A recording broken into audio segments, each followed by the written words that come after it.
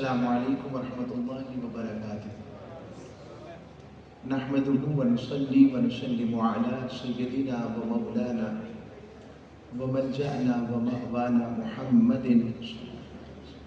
نبی الامین المکین الحنین الکریم الرؤوف الرحیم، اما بعد فاعوذ باللہ من الشیطان الرجیم، بسم اللہ الرحمن الرحیم۔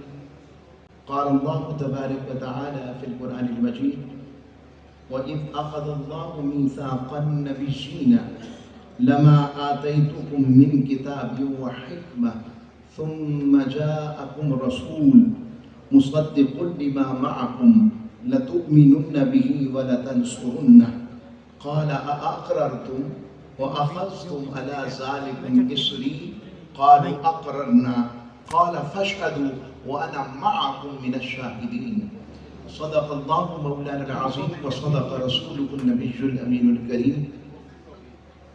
محترم مقام سردار بشیر خان لودھی صاحب، جنہوں نے آج یہ شرف بخشا کہ تاجدار کائنات کی نوکری کے لیے یہاں پر حاضر ہونے کا اس خوبصورت محفل سما میں اور جشن بہارا کے اس موسم میں ساری محبت والوں کو اکٹھا کر دیا۔ محترم راجہ زاہد محمود صاحب کو دیکھ رہا ہوں اور جتنے احباب، اب میں اپنے بچپن میں ایسے جا رہا ہوں کہ جیسے میں نے ان لوگوں کو ایسے دیکھا کہ جن کی داڑیاں بھی نہیں تھیں اور آج وہ سفید ہو گئی ہیں۔ ان کے لیے ایک عرض کروں گا، ہم پھل ہیں اس محنت کا جو آپ نے حضور شیخ الاسلام کے ساتھ لگایا تھا۔ کیا میں تمہارا رب نہیں ہوں؟ بس اتنا سوال پوچھا اور آواز آئی، قالوا بلا، اے ہمارے مالک کیوں نہیں، یعنی تو ہی ہمارا رب ہے۔ بس اپنی ذات کا اقرار کروا کے پھر اس محفل کو ختم کر دیا گیا۔ قرآن آگے خاموش ہے کہ آگے کاروائی کیا ہوئی اس پر خاموشی ہے۔ اس کا مطلب وہ گیدرنگ ختم ہو گئی اسی بات پر کہ رب کی توحید کا اقرار ہو گیا۔ پھر اللہ رب العزت میں قرآن مجید فرقان حمید میں ایک اور مقام ہے سورہ احزاب شریف کا۔ اللہ رب العزت نے فرمایا وَإِذْ أَخَذْنَا مِنَ النَّبِيِّينَ مِيثَاقَهُمْ وَمِنْكَ وَمِن نُوحٍ وَإِبْرَاهِيمَ وَمُوسَىٰ وَعِيسَىٰ ابْنِ مَرْيَمَ وَأَخَذْنَا مِنْهُم مِيثَاقًا غَلِيظًا۔ شروع یہاں سے فرمایا وَإِذْ أَخَذْنَا، حبیب جب یاد ہے ہم نے ایک وعدہ لیا تھا۔ جب تبھی کہا جاتا ہے عربی میں اذکر فعل محذوف ہوتا ہے اس میں کہ جب کہا جاتا ہے جیسے کسی کو یاد کروایا جا رہا ہو، اور یہ یاد بشری لباس میں بھیجنے سے پہلے کی ہے۔ اور فرمایا کہ اس معاہدے میں، اس میثاق میں، اس پیکٹ کے اندر کون تھا؟ فرمایا من کا، حبیب سب سے پہلے تو آپ اس میں موجود تھے۔ پھر آگے فرمایا وَمِن نُوحٍ، پھر نوح علیہ السلام موجود تھے، وَإِبْرَاهِيمَ، پھر ابراہیم خلیل اللہ موجود تھے، وَمُوسَىٰ، اور پھر موسیٰ علیہ السلام موجود تھے، اور وَعِیسَىٰ ابْنِ مَرْیَم، اور حضرت عیسیٰ ابن مریم بھی موجود تھے۔ یہ 5 اولو العزم ہیں۔ 1,24,000 پیغمبر و رسول ہیں۔ ان پیغمبر و رسول میں پھر 314 رسول ہیں، اور ان 314 کے اندر پھر 5 اولو العزم ہیں، اور ان 5 اولو العزم کے یہاں معاہدے کا ذکر ہے۔ اب ایک سوال ہے کہ تاجدار کائنات کی آمد تو سب سے آخر میں ہوئی ہے، مگر قرآن نے جب ذکر کیا تو سب سے پہلے ذکر حبیب کا کیا کہ حبیب آپ سے بھی وہ وعدہ لیا گیا تھا۔ تو ہمیں جو قرآن کا جو خیر نصیب ہوتی ہے وہ یہی پتہ لگتا ہے کہ قرآن کہنا چاہتا ہے کہ حبیب آپ باقی نبی آنے میں اول ہیں، مگر حبیب آپ ہونے میں اول ہیں۔ آپ ہونے میں اول ہیں، باقی آنے میں اول ہیں، اور سب سے آخر پر مہمان خصوصی آیا کرتا ہے، اور مہمان خصوصی کے بغیر بعد کسی اور مہمان کی ضرورت نہیں رہتی۔ اور حبیب تو نبیوں میں بھی سب سے زیادہ خصوصی ہے، اس لیے رب نے تجھے سب سے آخر پر بھیجا ہے۔ پھر اس آیت مقدسہ کا حصہ جو کہ سورہ آل عمران کا حصہ ہے، وہ تیسرا میثاق ہے۔ وہ سورہ آل عمران کی آیت نمبر 81، اللہ رب العزت نے فرمایا وَإِذْ أَخَذَ اللَّهُ مِيثَاقَ النَّبِيِّينَ۔ اب وہ جو میثاق تھا، وہ جو پیکٹ تھا، اس میں سارے نہیں آئے، صرف نبیوں کو بلایا اور بلا کر کہا لَمَا آتَيْتُكُم مِّن كِتَابٍ وَحِكْمَةٍ، میں تمہیں کتاب و حکمت دوں گا، اے آدم آپ کو صفی بناؤں گا، اے نوح آپ کو نجی بناؤں گا، اے ابراہیم آپ کو خلیل بناؤں گا، اے یوسف آپ کو حسیب بناؤں گا، اے موسیٰ آپ کو کلیم بناؤں گا، اے عیسیٰ آپ کو روح اللہ کلمت اللہ بناؤں گا۔ مولا کرنا کیا ہے؟ کہ کرنا یہ ہے کہ پھر ثم جاءکم رسول، بس پھر اگر میرا رسول تمہارے اس ایام نبوت کے دنوں میں آ جائے یا بعد میں آئے، تم سب نے میرے محبوب کی آمد کا تذکرہ کرنا ہے، میرے محبوب کی آمد کا چرچا کرنا ہے۔ اور ثم جاءکم رسول کا معنی بتا رہا ہے کہ پھر وہ رسول آئے گا۔ آنے کو ہی فارسی میں آمد کہتے ہیں، اور آمد مصطفیٰ مستقل طور پر قرآن کا ایک مضمون ہے۔ اب انبیاء نے یہاں تک بات ہو گئی تو اللہ نے فرمایا صرف اس آمد رسول کا تذکرہ نہ ہو، مصدق لما معکم، تم سب نے اس کی تصدیق بھی کرنی، اور تصدیق کے بعد آگے فرمایا صرف تصدیق نہیں کرنی، لَتُؤْمِنُنَّ، ضرور بھی ضرور اس پر ایمان بھی لانا ہے، پھر صرف ایمان نہیں لانا، وَلَتَنْصُرُنَّ، اس کی مدد و نصرت بھی کرنی ہے۔ اب ایک سوال ہے، مولا تیرا محبوب ہو تو مدد تو مجبور کی جاتی ہے، لاچار کی جاتی ہے، تو یہاں کس کی مدد کا تذکرہ؟ تیرے محبوب کی مدد کرنے کا کیا معنی ہے؟ وہ ایک ہی معنی ہے، آدم آپ نے بھی بتانا ہے میری توبہ قبول ہوئی ہے تو مصطفیٰ کے صدقے ہوئی ہے، نوح آپ نے بھی بتانا ہے کہ میری جو کشتی پار لگی ہے وہ بھی تاجدار کائنات کے وسیلے سے لگی ہے، ابراہیم علیہ السلام آپ نے بھی بتانا ہے کہ وہ جو آگ گلزار ہوئی تھی اس لیے کہ میری پشت میں نور مصطفیٰ تھا، حضرت ذبیح اللہ علیہ السلام اس لیے ذبیح اللہ ہو گئے اور اللہ نے بچا لیا کیونکہ نور مصطفیٰ ذو فگن تھا سیدنا اسماعیل کی پیشانی کے اندر۔ تو تاجدار کائنات کی یہ آمد کے تذکروں کا صرف 2 حصے قرآن کے لینے ہیں۔ میں نے حضرت ابراہیم علیہ السلام نے جب کعبۃ اللہ کو تعمیر فرمایا تو تعمیر فرما کر اللہ نے پوچھا مانگو میرے ابراہیم، کیا مانگتے؟ مانگنے لگے مولا اس گھر کو امن والا کر دے، رب نے کہا میرے ابراہیم کر دیا۔ مولا اس کو ثمر آور پھلوں سے لاد دے، کہا میرے ابراہیم کر دیا۔ ابراہیم علیہ السلام مانگتے رہے اور اجابت دعا کی کیفیت ہوتی رہی کہ رب دعا قبول کرتا رہا۔ جب اتنی قبولیت کا عالم دیکھا تو سب سے آخر پر فرمایا ربنا وابعث فیہم رسولا، پھر مولا ان میں اپنے مصطفیٰ کو بھی بھیج دے جس کی شرح یہی ہے کہ مجھے مصطفیٰ کا دادا بنا دے۔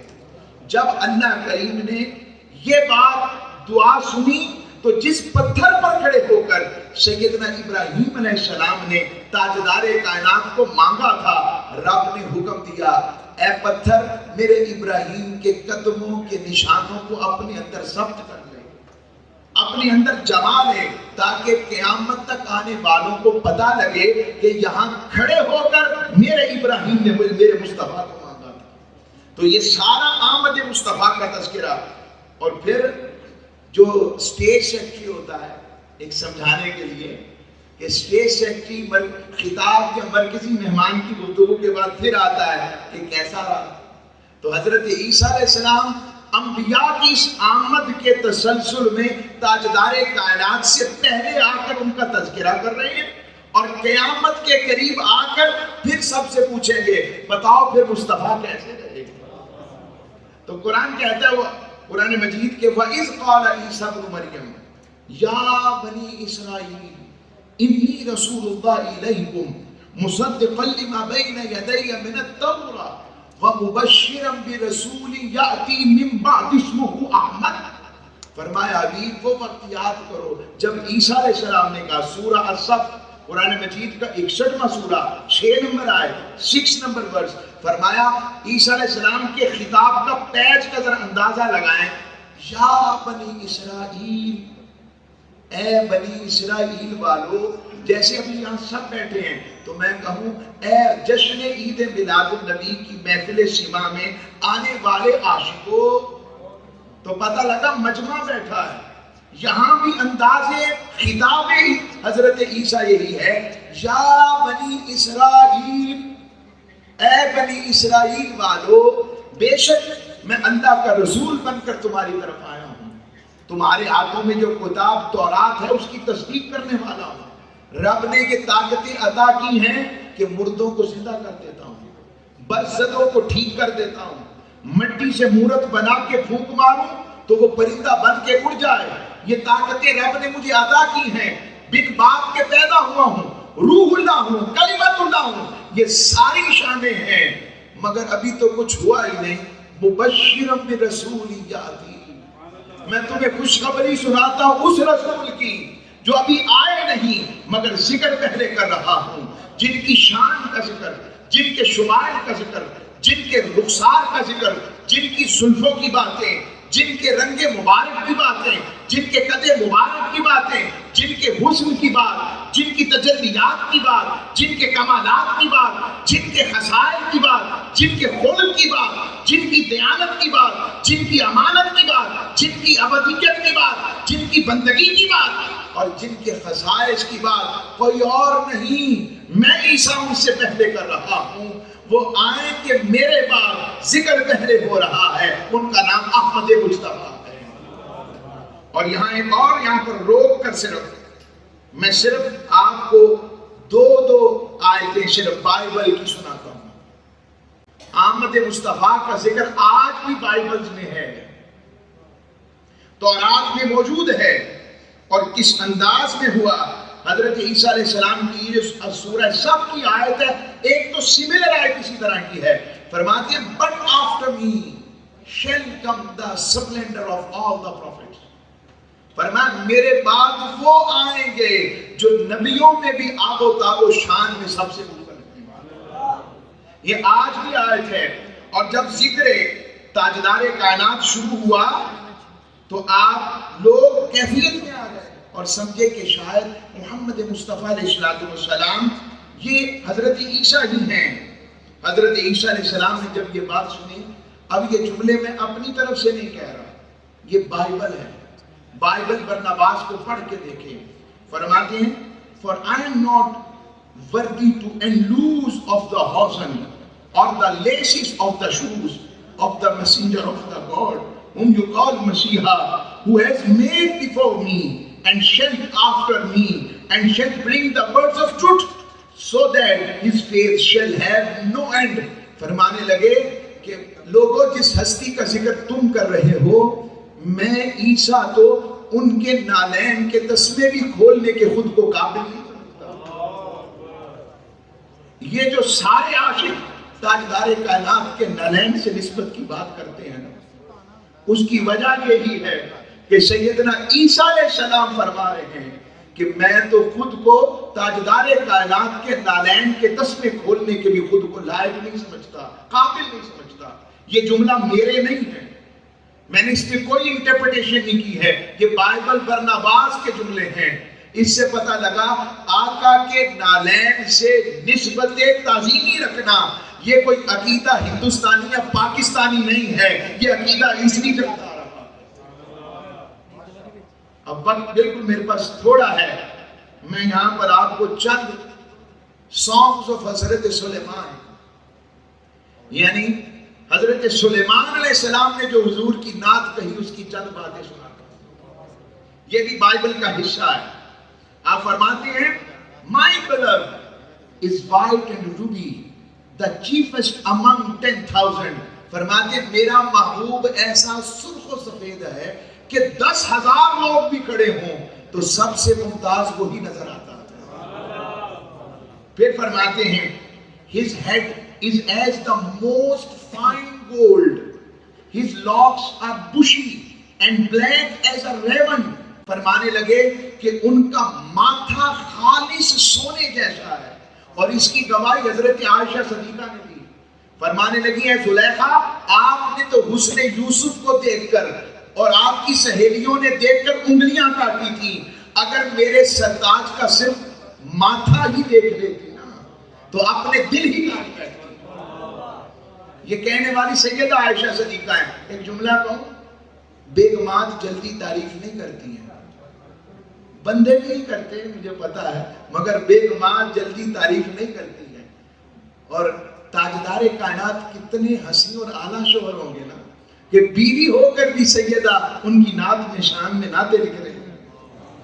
اچھا، تو یہ جو ترجمہ ہے، یہ جو آیت میں نے پڑھی، پھر فرماتے ہیں his eyes are as the eyes of the doves by the rivers of waters washed with milk and fitly shed۔